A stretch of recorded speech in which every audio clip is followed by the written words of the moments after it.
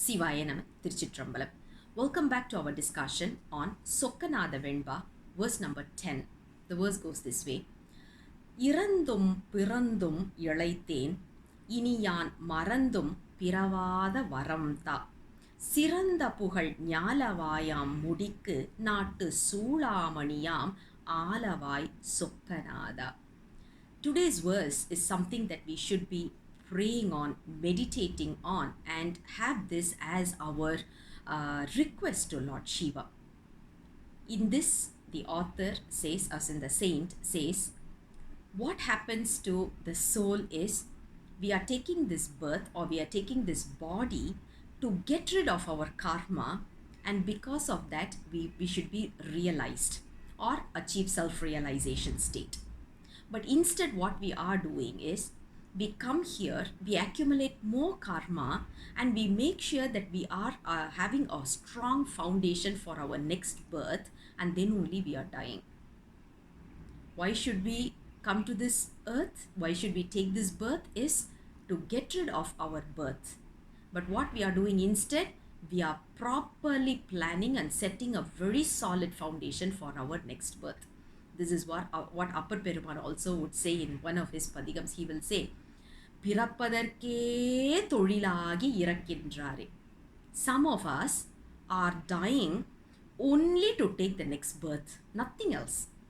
We are coming here, we are dying only to take the next birth.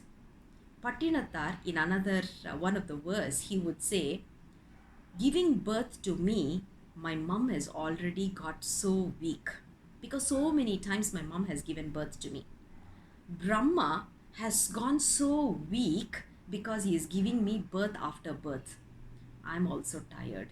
I'm also very tired taking this birth. Lord Shiva, can you please show your grace, mercy on me? Make sure that I don't be born, I don't take a next birth even by mistake. This is also a very famous saying from Pattinathar. Apart from that, in one of the Siva Siddhanta text called as Potri Pagarude, in that Umapati Sivam would give a very beautiful analogy. He would say, after a body is dead, the soul goes to Lord Yama for the last verdict. Yama is so angry. Say, why did you come to earth? You were given a birth to liberate yourself, isn't it? But instead, what you have done, you have accumulated more karma, and yet I'm going to see you again. I'm seeing you again, and I'm bored of seeing you. Imagine if Lord Yama says this to us, how bad we should have actually felt. Not sure if he had said this earlier to us, and not sure if he's going to say that to us. So the only way that we can pray Lord Shiva that we shouldn't get into this situation is pray to Lord Shiva, please don't get me into another birth. That's exactly what we are seeing here. Irandhum Pirandhum Yalaithen. Death after death and birth after birth. I'm bored. Enough is enough. Iniyan Marandhum Piravada Varamta.